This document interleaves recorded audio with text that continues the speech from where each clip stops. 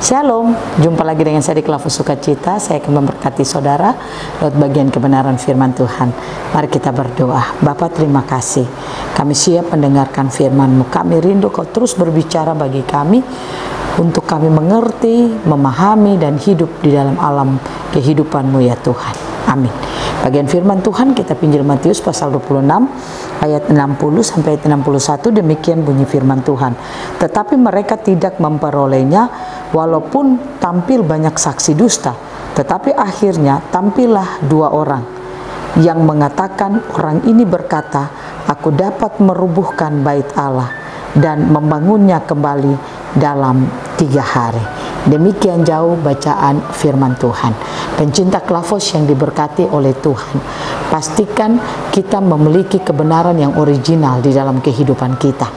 Artinya, kalau saudara dan saya tidak memiliki kebenaran yang original dalam kehidupan kita, maka kita akan mampu ditipu oleh kebenaran-kebenaran yang mengatakan diri kebenaran, padahal itu bukan kebenaran.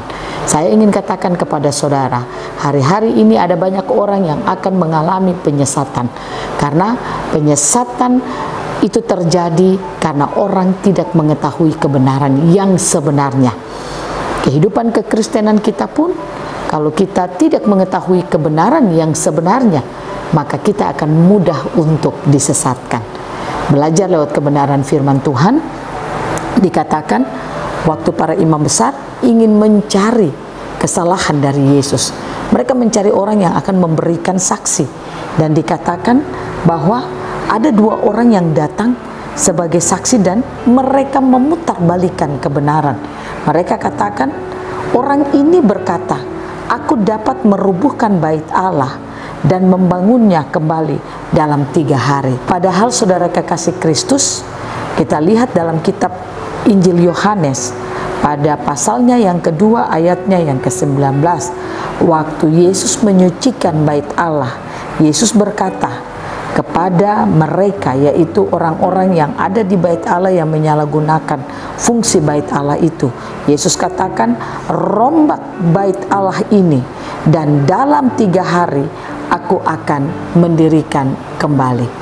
Yesus katakan, bukan Yesus yang mau merombak bait Allah, tapi dia katakan kepada mereka saat itu yang menyalahgunakan fungsi bait Allah. Rombak bait Allah, Yesus katakan, aku akan membangunnya. Tapi apa kata dua saksi itu? Firman Tuhan mencatat, mereka berkata, orang ini berkata dia akan merombak bait Allah dan dia akan membangun 3 hari. Nah, ini bertanda bahwa mereka memutarbalikkan perkataan yang sebenarnya. Nah, oleh karena itu pencinta Klavus yang diberkati Tuhan, dengan saksi mereka yang dusta itu memutarbalikkan kebenaran, itu yang membuat sehingga imam-imam besar merasa bahwa oh, ini sudah kebenaran yang sebenarnya. Karena imam besar saat itu tidak mengetahui kebenaran yang sebenarnya, yaitu Yesus Kristus itu sendiri. Nah, oleh karena itu, jangan pernah kita mau disesatkan dengan berbagai macam perkataan-perkataan yang seolah-olah kebenaran tetapi bukan kebenaran. Oleh karena itu, saudara dan saya sebagai orang Kristen, kita harus tahu kebenaran yang original. Bagaimana supaya kita mau tahu kebenaran yang original? Pastikan setiap saat engkau mendengarkan firman Tuhan itu tersingkap bagi saudara, supaya saudara tidak salah mengerti, engkau tidak salah untuk menangkap setiap perkataan firman Tuhan.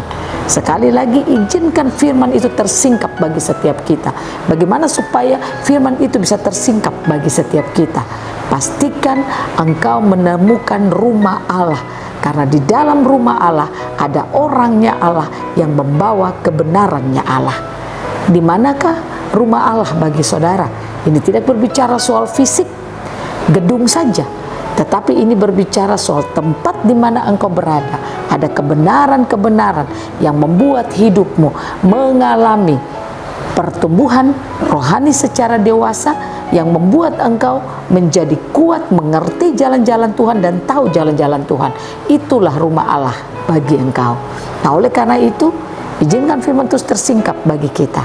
milikilah kebenaran yang original di dalam setiap kehidupan kita, sehingga kita tidak mudah disesatkan, kita tidak mudah diombang-ambingkan oleh kehidupan ini. Tuhan Yesus menolong kita, Tuhan Yesus memberkati kita, kita dimampukan untuk terus mengerti dan tahu tentang kebenaran yang original di dalam kehidupan kita. Amin. Mari kita berdoa. Bapa, terima kasih. Izinkan kami terus memiliki kebenaran yang original, yang benar-benar Kau nyatakan bagi kami.